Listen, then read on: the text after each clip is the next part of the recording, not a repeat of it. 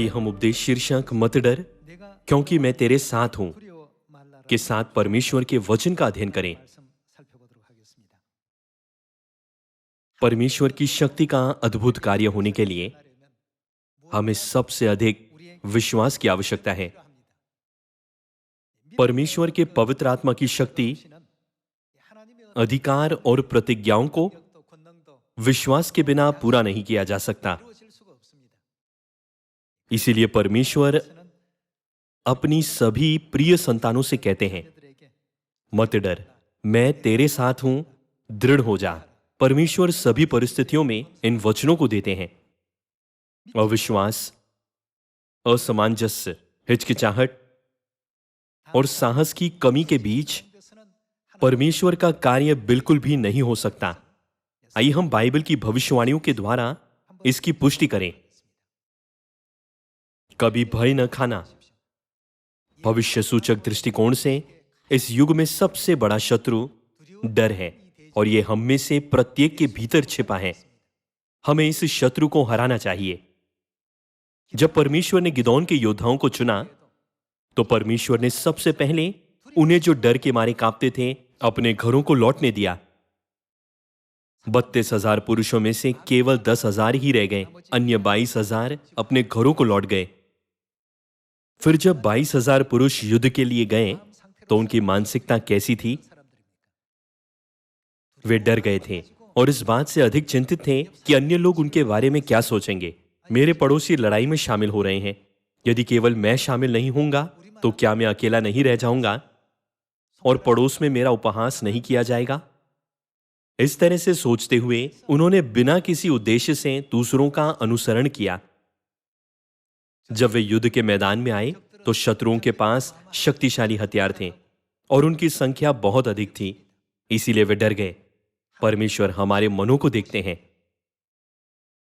जो लोग अपने शत्रुओं से पहले ही डरते हैं, वे कभी भी लड़ाई या युद्ध नहीं जीत सकते। यदि भय हम पर हावी हो जाता है तो उस क्षण से कुछ भी सही या अनुकूल नहीं लगेगा। 3,500 साल पहले इजरायलियों के पास जो विश्वास की मानसिकता थी और विश्वास की मानसिकता जो इस युग में स्वर्गीय लोगों के पास है, वो एक समान है। ऐसा इसीलिए है क्योंकि उनके और हमारे बीच का संबंध छाया और असलियत का है। आइए हम यहोशू अध्याय 1 पर जाएं। आइए हम यहोशू अध्याय 1 आयत 2 देखें। मेरा दास मूसा मर गया है, इसीलिए अब तू उठ, कमर बांध और इस सारी प्रजा समेत यरदन पार होकर उस देश को जा जिसे मैं उनको अर्थात इजरायलियों को देता हूं। उस वचन के अनुसार जो मैंने मूसा से कहा, अर्थात जिस जिस स्थान पर तुम पांव धरोगे वो सब मैं तुम्हें दे देता हूं। जंगल और उस लबानोन से लेकर परात महानद तक और सूर्यास्त की ओर महासमुद्र तक हित्तियों का सारा देश तुम्हारा भाग ठहरेगा। तेरे जीवन भर कोई तेरे सामने ठहर न सकेगा। जैसा मैं मूसा के संग रहा वैसे ही तेरे संग भी रहूंगा, और न तो मैं तुझे धोखा दूंगा और न तुझको छोड़ूंगा। इसीलिए क्या कर, हियाब बांध कर और क्या हो जा, दृढ़ हो जा। परमेश्वर हमेशा हमें यही करने की आज्ञा देते हैं, हियाब बांध कर दृढ़ हो जा, क्योंकि जिस देश के देने की शपथ मैंने इन लोगों के पूर्वजों से खाई थी उसका अधिकारी तू इन्हें करेगा। इतना ही हो कि तू हियाब बांध कर और बहुत दृढ़ होकर जो व्यवस्था मेरे दास मूसा ने तुझे दी है उन सब के अनुसार करने में चौकसी करना, और उससे न तो दाहिने मुड़ना और न बाएं। तब जहां जहां तू जाएगा वहां वहां तेरा काम सफल होगा। व्यवस्था की ये पुस्तक तेरे चित्त से कभी न उतरने पाए। इसी में दिन रात ध्यान दिए रहना, इसीलिए कि जो कुछ उसमें लिखा है उसके अनुसार करने की तू चौकसी करे, क्योंकि ऐसा ही करने से तेरे सब काम सफल होंगे और तू प्रभावशाली होगा। क्या मैंने तुझे आज्ञा नहीं दी, या बांध कर दृढ़ हो जा, भय न खा और तेरा मन कच्चा न हो, क्योंकि जहां जहां तू जाएगा वहां वहां तेरा परमेश्वर यहोवा तेरे संग रहेगा। इस तरह परमेश्वर ने यहोशू को यह कहकर प्रोत्साहित किया कि मत डर। यहोशू और इजरायलियों के सामने कई प्रकार की परिस्थितियां थी जिसमें लोग असहाय होकर डरते, घबराते और भयभीत होते हैं। लेकिन यहोशू के पास किस तरह का विश्वास था? 12 भेदियों में से 10 ने अपना साहस खो दिया। जब उन्होंने साहस खो दिया और डर गए, तो यहोशू ने उनसे क्या कहा? हमारे शत्रु हमारी रोटी ठहरेंगे, इसीलिए उनसे मत डरो। सभी लोगों, क्या कोई है जो भोजन करते समय चावल के कटोरे से डरता हो? नहीं, ऐसा कोई नहीं है। उसका मतलब था डरने की कोई बात नहीं है। जब यहोशू ने परमेश्वर की प्रतिज्ञा पर पूर्ण विश्वास के साथ परिस्थितियों को देखा, तो फिर चाहे वे किसी भी परिस्थिति में थे, उसे ऐसी बाहरी परिस्थितियां दिखाई नहीं दे रही थी। वो केवल परमेश्वर की प्रतिज्ञा देख सकता था। जब हम यहोशू के कनान देश पर विजय प्राप्त करने के इतिहास को देखते हैं, तो एकमात्र अभिव्यक्ति जो बाइबल में बार बार दर्ज की गई, वो ये है कि चूंकि परमेश्वर ने यहोशू की सहायता की, इसलिए वो लगातार विजयी रहा। इन दृश्यों के पीछे परमेश्वर ने उससे किस तरह का विश्वास रखने के लिए कहा? हियाब बांधकर दृढ़ हो जा, कभी भय न खाना। परमेश्वर चाहते थे कि वो किसी भी परिस्थिति में न डरे।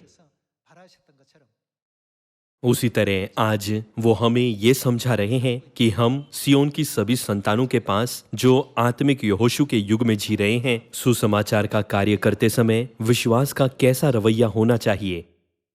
3500 साल पहले हुआ इतिहास एक शारीरिक युद्ध था, लेकिन क्या इस युग में आत्मिक युद्ध नहीं है? आत्मिक युद्ध के सामने डरने की कोई बात नहीं है, जरा सी भी नहीं। जैसे यहोशू की सेना विजयी हुई, वैसे ही जब हम सब चीजों में परमेश्वर की इच्छा का पालन करते हुए सामरिया में और पृथ्वी की छोर तक सुसमाचार का प्रचार करते हैं, तो परमेश्वर ने पहले से ही सभी के लिए विजय होना संभव बना दिया है। जब परमेश्वर ने गिदोन की सेना को चुना, तो उन्होंने उन लोगों को अस्वीकार कर दिया जो डरते थे। वो यहोशू की सेना को भी न डरने के लिए जोर देते रहे। जब हम ये सब देखते हैं, तो इस युग में हमारे पास एक साहसी हृदय और विश्वास का ऐसा दृष्टिकोण होना चाहिए जो नहीं डरता। आइए हम व्यवस्था विवरण अध्याय 1 पर एक नजर डालें। आइए हम व्यवस्था विवरण अध्याय 1 आयत 19 देखें। अध्याय 1 आयत 19 में यह लिखा है, हम होरेब से कूच करके अपने परमेश्वर यहोवा की आज्ञा के अनुसार उस सारे बड़े और भयानक जंगल में होकर चलें, जिसे तुमने अमोरियों के पहाड़ी देश के मार्ग में देखा, और हम कादेश बरने तक आए। कादेश बरने वो क्षेत्र है जो कनान देश की सीमा पर है। वे उस स्थल पर आए जहां से वे कनान देश में प्रवेश कर सकते थे। आइए हम आयत 20 के साथ जारी रहें। वहां मैंने तुमसे कहा, तुम अमोरियों के पहाड़ी देश तक आ गए हो, जिसको हमारा परमेश्वर यहोवा हमें देता है। देखो, उस देश को तुम्हारा परमेश्वर यहोवा तुम्हारे सामने किए देता है। इसलिए अपने पितरों के परमेश्वर यहोवा के वचन के अनुसार उस पर चढ़ो और उसे अपने अधिकार में ले लो। अब आओ, हम उस पर चढ़ें और उसे अपने अधिकार में ले लें, क्योंकि परमेश्वर ने हमें उस देश का वादा किया है। उस अभिव्यक्ति के साथ मूसा ने इस्राएलियों को प्रोत्साहित किया, न तो तुम डरो और न तुम्हारा मन कच्चा हो। आयत 22, और तुम सब मेरे पास आकर कहने लगे, हम अपने आगे पुरुषों को भेज देंगे जो उस देश का पता लगाकर हमको ये संदेश दें कि कौन से मार्ग से होकर चलना होगा और किस किस नगर में प्रवेश करना पड़ेगा। इस बात से प्रसन्न होकर मैंने तुम में से 12 पुरुष अर्थात गोत्र पीछे एक पुरुष चुन लिया, और वे पहाड़ पर चढ़ गए और एशकोल नामक नाले को पहुंचकर उस देश का भेद लिया, और उस देश के फलों में से कुछ हाथ में लेकर हमारे पास आए और हमको ये संदेश दिया, जो देश हमारा परमेश्वर यहोवा हमें देता है वो अच्छा है। तो भी तुमने क्या किया? वहां जाने से मना किया। ये वो देश था जिसकी प्रतिज्ञा परमेश्वर ने इस्राएलियों से की थी। लेकिन गिनती अध्याय 14 में यहोशू और कालेब को छोड़कर सभी भेदियों ने देश के बारे में बुरी रिपोर्ट फैलाई। क्या होता यदि वे कादेश बरने देश से तुरंत कनान देश में प्रवेश करते? शायद युद्ध हो सकता था, कोई विद्रोह हो सकता था, लेकिन ये वो स्थान था जिसे परमेश्वर ने उनके लिए नियुक्त किया था। यदि परमेश्वर ने इस्राएलियों के लिए एक स्थान नियुक्त किया है, तो क्या वो स्थान इस्राएलियों के लिए सर्वोत्तम नहीं होगा?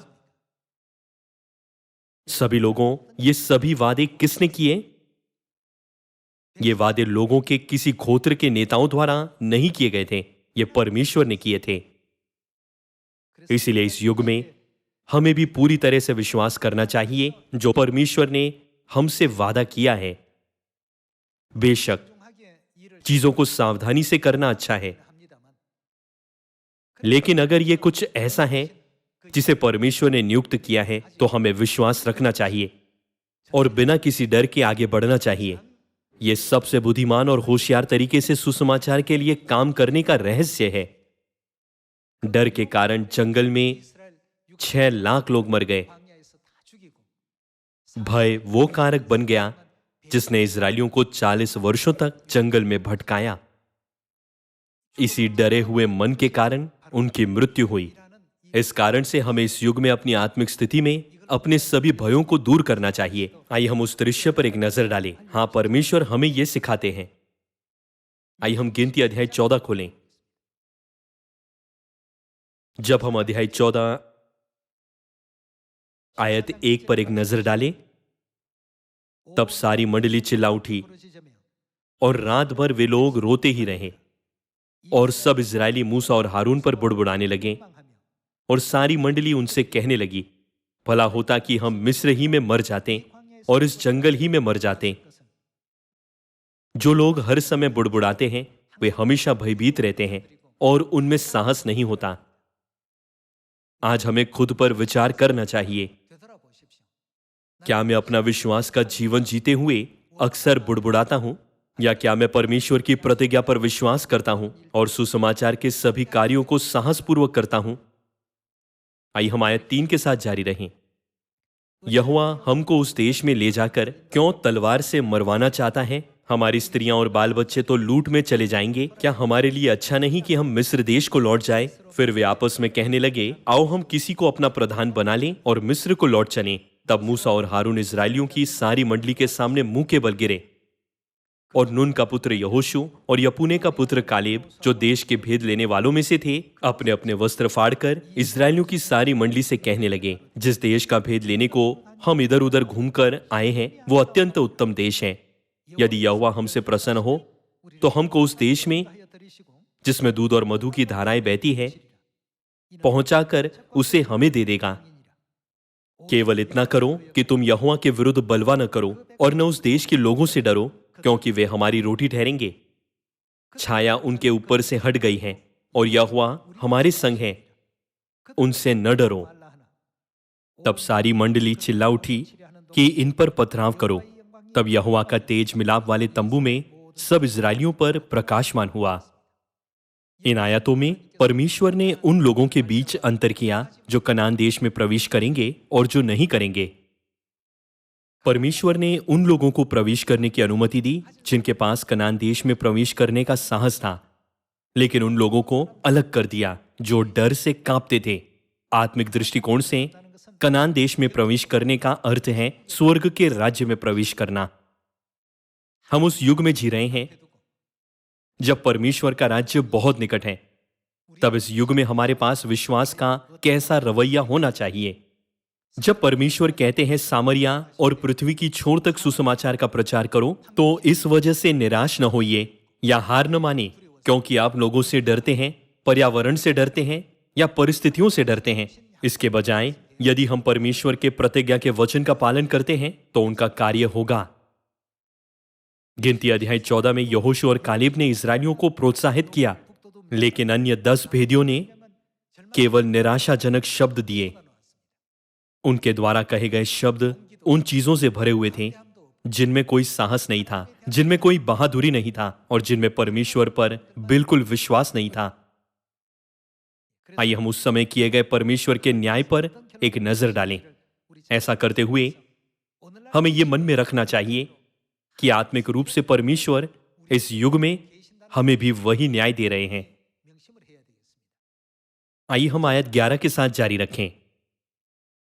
तब यहोवा ने मूसा से कहा, वे लोग कब तक मेरा तिरस्कार करते रहेंगे और मेरे सब आश्चर्यकर्म देखने पर भी कब तक मुझ पर विश्वास न करेंगे? मैं उन्हें मरी से मारूंगा और उनके निज भाग से उन्हें निकाल दूंगा और तुझसे एक जाति उत्पन्न करूंगा जो उनसे बड़ी और बलवंत होगी। मूसा ने यहोवा से कहा, तब तो मिस्री जिनके मध्य में से तू अपनी सामर्थ्य दिखाकर उन लोगों को निकाल ले आया है, ये सुनेंगे और इस देश के निवासियों से कहेंगे, उन्होंने तो ये सुना है कि तू जो यहोवा है इन लोगों के मध्य में रहता है और प्रत्यक्ष दिखाई देता है और तेरा बादल उनके ऊपर ठहरा रहता है और तू दिन को बादल के खंबे में और रात को अग्नि के खंबे में होकर इन लोगों के आगे आगे चला करता है। इसलिए यदि तू इन लोगों को एक ही बार में मार डाले तो जिन जातियों ने तेरी कीर्ति सुनी है वे कहेंगे कि यहोवा उन लोगों को उस देश में जिसे उसने उन्हें देने की शपथ खाई थी पहुंचा न सका, इस कारण उसने उन्हें जंगल में घात कर डाला है। इसलिए अब प्रभु की सामर्थ्य की महिमा तेरे इस कहने के अनुसार हो कि यहोवा कोप करने में धीरजवंत और अति करुणामय है और अधर्म और अपराध का क्षमा करने वाला है, परंतु वो दोषी को किसी प्रकार से निर्दोष न ठहराएगा और पूर्वजों के अधर्म का दंड उनके बेटों और पोतों और परपोतों को देता है। अब इन लोगों के अधर्म को अपनी बड़ी करुणा के अनुसार और जैसे तू मिस्र से लेकर यहां तक क्षमा करता रहा है वैसे ही अब भी क्षमा कर दे। आयत 20 कहती है, यहोवा ने कहा, तेरी विनती के अनुसार मैं क्षमा करता हूं, परंतु मेरे जीवन की शपथ सचमुच सारी पृथ्वी यहोवा की महिमा से परिपूर्ण हो जाएगी। उन सब लोगों ने जिन्होंने मेरी महिमा मिस्र देश में और जंगल में देखी और मेरे किए हुए आश्चर्य कर्मों को देखने पर भी 10 बार मेरी परीक्षा की और मेरी बातें नहीं मानी, इसलिए जिस देश के विषय मैंने उनके पूर्वजों से शपथ खाई उसको वे कभी देखने न पाएंगे, अर्थात जितनों ने मेरा अपमान किया है उनमें से कोई भी उसे देखने न पाएगा, परंतु इस कारण कि मेरे दास कालेब के साथ और ही आत्मा है और उसने पूरी रीति से मेरा अनुकरण किया है, मैं उसको उस देश में जिसमें से वो आया है पहुंचाऊंगा और उसका वंश उस देश का अधिकारी होगा। ये वो दृश्य है जहां परमेश्वर ने केवल यहोशू और कालेब को कनान देश में प्रवेश करने की अनुमति दी थी। आइए हम आयत 26 पर जाएं। फिर यहोवा ने मूसा और हारून से कहा, ये बुरी मंडली मुझ पर बुड़बुड़ाती रहती है, उसको मैं कब तक सहता रहूं?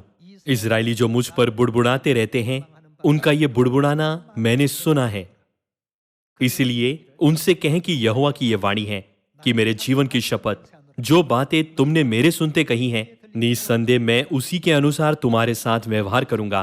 तुम्हारे शव इसी जंगल में पड़े रहेंगे और तुम सब में से 20 वर्ष के या उससे अधिक आयु के जितने गिने गए थे और मुझ पर बुड़बुड़ाते थे उनमें से यपुने के पुत्र कालेब और नून के पुत्र यहोशू को छोड़ कोई भी उस देश में न जाने पाएगा जिसके विषय मैंने शपथ खाई है कि तुमको उसमें बसाऊंगा। इस तरह परमेश्वर ने न्याय किया। यहोशू और कालेब को परमेश्वर की प्रतिज्ञा पर विश्वास था और इजरायलियों को परमेश्वर की इच्छा बताने के स्थान पर खड़े होने का साहस था। दूसरी ओर उन 10 भेदियों ने परमेश्वर की प्रतिज्ञा और उनकी शक्ति की अवहेलना की, क्योंकि उनके सामने भय और आतंक था, इसलिए उन्होंने कहा, ओह हम सभी मारे जाएंगे, हमारे शत्रु बड़े डिलडौल के हैं और हम टिड्डियों के समान हैं, भले ही हम उनके खिलाफ लड़ने की कोशिश करें लेकिन यह स्पष्ट है कि हम हार जाएंगे। 10 भेदियों ने परमेश्वर की प्रतिज्ञा को त्याग दिया जो उन्हें वो देश देने वाले थे और इसके बजाय लोगों के बीच अपने विचार फैलाए। यहोशू के वचन कितने ही विश्वास योग्य और निडर क्यों न थे, लोगों ने उसकी नहीं सुनी। जब वे कनान की सीमा पर थे तो उन्हें इस तरह की स्थिति का सामना करना पड़ा। यह सब उस क्षण से शुरू हुआ जब भेदियों को पहले देश का भेद लेने के लिए भेजा गया था। जब हम अतीत में हुई घटनाओं को देखते हैं तो आइए हम अपने हृदयों पर अंकित करें कि जब हम भय और कायरता के मध्य में होते हैं जहां कोई विश्वास नहीं होता तो किस प्रकार के गंभीर परिणाम हो सकते हैं। आत्माओं को बचाना और प्रचार करना आत्मिक लड़ाई में लड़ना है ना? यह एक आत्मिक लड़ाई है जहां शैतान एक और आत्मा को मारने की कोशिश कर रहा है और हम एक और आत्मा को बचाने की कोशिश कर रहे हैं। यदि हमारे पास भय है तो हम कभी विजय नहीं होंगे। आज हमने पुष्टि की है कि परमेश्वर पर हमारा पूर्ण विश्वास ही वो प्रेरक शक्ति है जो हमें विजय की ओर ले जाती है। आइए हम आयत 32 पर एक नजर डालें। परंतु तुम लोगों के शव इसी जंगल में पड़े रहेंगे, और जब तक तुम्हारे शव जंगल में न घल जाएं, तब तक, अर्थात वे कितने वर्ष तक चरवाही करते रहेंगे? 40 वर्ष तक तुम्हारे बाल बच्चे जंगल में तुम्हारे व्यभिचार का फल भोगते हुए चरवाही करते रहेंगे। ये डरने और साहस न करने का परिणाम था। वे 40 वर्षों तक जंगल में भटकते रहे और आखिरकार वे एक बहुत ही दुर्भाग्यपूर्ण स्थिति में थे जहां वे जंगल में नष्ट हो गए। जब परमेश्वर कहते हैं साहसी बनो, तो वो हमें बिना किसी कारण के साहसी होने के लिए नहीं कहते।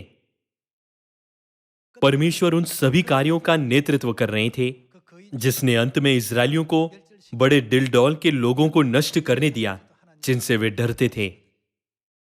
कोई फर्क नहीं पड़ता कि तुम्हारे सामने क्या हो रहा है, मत डरो, निराश न हो, मैं तुम्हारे साथ हूं। सभी लोगों, यह हमारे विश्वास के लिए निश्चित रूप से आवश्यक है। क्या मुझे उस आत्मा को बचाना चाहिए या नहीं? यदि आप संकोच न करें लेकिन साहसी बने, तो परमेश्वर उस समय से सभी परिणामों को व्यवस्थित करेंगे। यहोशू और उसकी सेना इसीलिए विजय नहीं हुई क्योंकि सेना उत्कृष्ट थी। भले ही उनके शत्रुओं ने समुद्र के किनारे की बालू के समान सहयोगियों को इकट्ठा करके यहोशू की सेना को हराने की कोशिश की, लेकिन परमेश्वर ने उन सभी को हरा दिया। जब भी यहोशू की सेना युद्ध में जाती थी, तब जीत का सिलसिला जारी रहता था। ऐसा क्यों था? ऐसा इसीलिए था क्योंकि परमेश्वर ने पहले से ही उनके सभी शत्रुओं को पराजित करने के लिए पूर्व निर्धारित कर दिया था। आइए हम यहोशू अध्याय 10 आयत 6 पर एक नजर डालें। अध्याय 10 आयत 6 में यह लिखा है, तब गिबोन के निवासियों ने गिलगाल की छावनी में यहोशू के पास यो कहला भेजा, अपने दासों की ओर से तू अपना हाथ न हटाना, शीघ्र हमारे पास आकर हमें बचा ले और हमारी सहायता कर, क्योंकि पहाड़ पर रहने वाले अमोरियों के सब राजा हमारे विरुद्ध इकट्ठे हुए हैं। तब यहोशू सारे योद्धाओं और सब शूरवीरों को संग लेकर गिलगाल से चल पड़ा, और यहोवा ने यहोशू से कहा, उनसे क्या न कर, कोई फर्क नहीं पड़ता कि आपके सामने कैसी परिस्थितियां हैं, केवल उन शारीरिक प्रत्यक्ष वस्तुओं को न देखो जो नग्न आंखों से दिखाई देती हैं। उनसे मत डर, क्योंकि मैंने उनको तेरे हाथ में कर दिया है। उनमें से एक पुरुष भी तेरे सामने टिक न सकेगा। परमेश्वर ये कहते हुए यहोशू को न डरने के लिए कहते रहे, मैं तेरे साथ हूं, मत डर। एक बार जब आपके पास आत्मिक स्थिति से डरने का मन आता है, तो उस दिन आत्माओं को बचाने का कार्य विफल हो जाता है। हमें इस प्रतिज्ञा पर विश्वास करना चाहिए कि परमेश्वर हमारे साथ रहेंगे और वो सुसमाचार का प्रचार करने के लिए मार्ग खोलेंगे। किसने हमें चेला बनाने की आज्ञा दी? परमेश्वर ने हमें चेला बनाने के लिए कहा है, इसीलिए हम चेला बनाने के लिए बाहर जाते हैं। इसीलिए डरने की कोई बात नहीं है ना? आइए हम आयत 12 के साथ जारी रखें। उस समय अर्थात जिस दिन यहोवा ने अमोरियों को इजरायलियों के वश में कर दिया, उस दिन यहोशू ने यहोवा से इजरायलियों के देखते इस प्रकार कहा, हे सूर्य तू गिबोन पर, और हे चंद्रमा तू आयलोन की तराई के ऊपर थमा रहे। और सूर्य उस समय तक थमा रहा और चंद्रमा उस समय तक ठहरा रहा जब तक उस जाति के लोगों ने अपने शत्रुओं से बदला न लिया। क्या ये बात यशार नामक पुस्तक में नहीं लिखी है कि सूर्य आकाश मंडल के बीचों बीच ठहरा रहा और लगभग 4 पहर तक न डूबा? आयलोन की तराई में अमोरियों के विरुद्ध लड़ाई में परमेश्वर ने लगभग एक पूरे दिन सूर्य को स्थिर रखा ताकि उसे अस्त होने में देरी हो। इजराइल को एक लाभदायक स्थिति में रखने के लिए उन्होंने उगते चंद्रमा को भी बांध दिया। वैज्ञानिक रूप से कहें तो आकाशीय पिंडों को एक पल के लिए भी नहीं रोका जा सकता है, लेकिन परमेश्वर की शक्ति में ये सभी चीजें वास्तव में हुई। सूरज लंबे समय तक नहीं डूबा और चंद्रमा तब तक नहीं निकला जब उसे उगना चाहिए था। ये सब करके इस्राएलियों की मदद कौन कर रहा था? वो हमारे परमेश्वर थे। ये दुनिया के नजरिए से बेतुका है। ये एक अकल्पनीय स्थिति है। वो हमारे परमेश्वर हैं जो हमें जीत दिलाने के लिए ऐसी स्थिति उत्पन्न कर सकते हैं ताकि हम महिमा प्राप्त कर सकें। इसीलिए हमें यह न जानते हुए कि क्या करना है, डरने या निराश होने की आवश्यकता नहीं है। हमें केवल इस दुनिया की स्थिति और शारीरिक प्रत्यक्ष वस्तुओं को देखकर इधर उधर भटकने की जरूरत नहीं है। आइए अध्याय 10 आयत 41 पर जाएं। और यहोशू ने कादेश बरने से ले अज्जा तक और गिबोन तक के सारे गोशेन देश के लोगों को मारा। इन सब राजाओं को उनके देशों समेत यहोशू ने क्या किया? उसने एक ही समय में ले लिया, क्योंकि इस्राएल का परमेश्वर यहोवा इस्राएलियों की ओर से लड़ता था। परमेश्वर ने उनकी पूरी मदद की। मत डर, निराश न हो, साहसी बनो। यही एकमात्र चीज थी जो परमेश्वर चाहते थे। आइए हम अध्याय 11 आयत 1 देखें। यह सुनकर हासोर के राजा याबीन ने मादोन के राजा योबाब और शिमरोन और अशाब के राजाओं को और जो राजा उत्तर की ओर पहाड़ी देश में और किन्नेरेत के दक्षिण के अराबा में और नीचे के देश में और पश्चिम की ओर दोर के ऊंचे देश में रहते थे, उनको और पूरब पश्चिम दोनों की ओर रहने वाले कनानियों और एमोरियों, हित्तियों, परिचियों और पहाड़ी यबूसियों और मिस्पा देश में हेरमोन पहाड़ के नीचे रहने वाले हिब्बियों को बुलवा भेजा। और वे अपनी अपनी सेना समेत, जो समुद्र के किनारे की बालों के किनकों के समान बहुत ही, मिलकर निकल आए। और उनके साथ बहुत से घोड़े और रथ भी थे। तब वे सब राजा सम्मति करके इकट्ठे हुए और इस्राएलियों से लड़ने को मोरेम नामक ताल के पास आकर एक संग छावनी डाली। सभी लोगों, परिस्थिति की केवल कल्पना कीजिए। शत्रुओं की सहयोगी सेनाएं कितनी शक्तिशाली थी।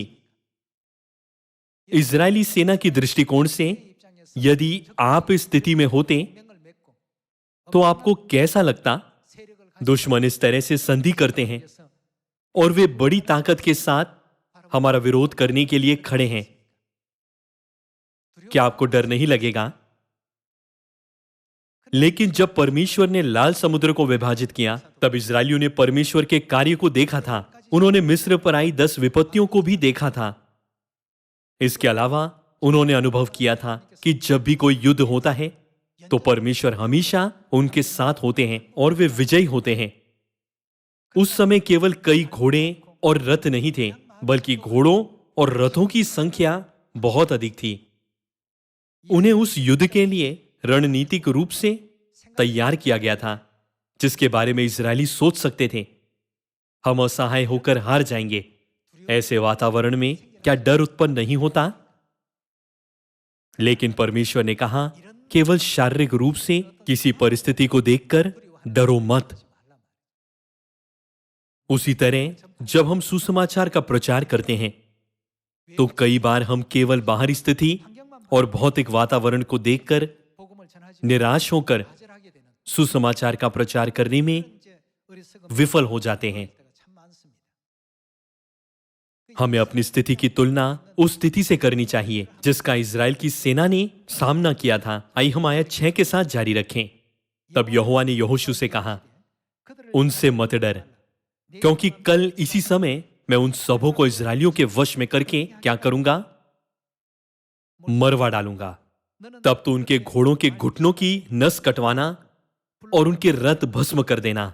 और यहोशू सब योद्धाओं समेत मोरेम नामक ताल के पास अचानक पहुंचकर उन पर टूट पड़ा और यहोवा ने उनको इजरायलियों के हाथ में कर दिया। इसलिए उन्होंने उन्हें मार लिया और बड़े नगर सिदोन और मिस्र पोतमेम तक और पूर्व की ओर मिस्पेम के मैदान तक उनका पीछा किया और उनको मारा और उनमें से किसी को जीवित न छोड़ा। शत्रुओं के पास रणनीति होगी और युद्ध जीतने के लिए उनकी अपनी योजनाएं भी होगी।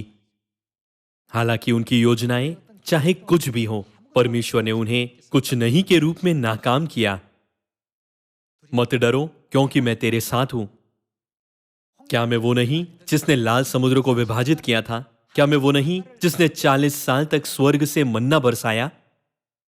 आज आइए हम अपने हृदयों में परमेश्वर की वाणी को रखें जो कहते हैं, मत डर, निडर हो।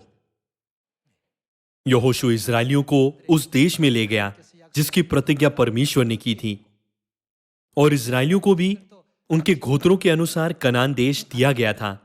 क्या ऐसा अनुग्रहकारी कार्य फिर नहीं होगा? हम भी जल्द ही अपने अनंत घर स्वर्ग के राज्य में लौटेंगे। जब इस तरह की स्थिति स्वर्ग में प्रवेश करने से ठीक पहले होती है, तो हमारा विश्वास कैसा होना चाहिए और हमें कैसे परमेश्वर की प्रतिज्ञा पर दृढ़ रहना चाहिए? एक बार फिर आइए हम इस शिक्षा को अपने हृदयों में अंकित करें ताकि हम परमेश्वर के वादों पर विश्वास कर सकें और इस पर अपना विश्वास कभी न खोएं कि परमेश्वर हमारे साथ है।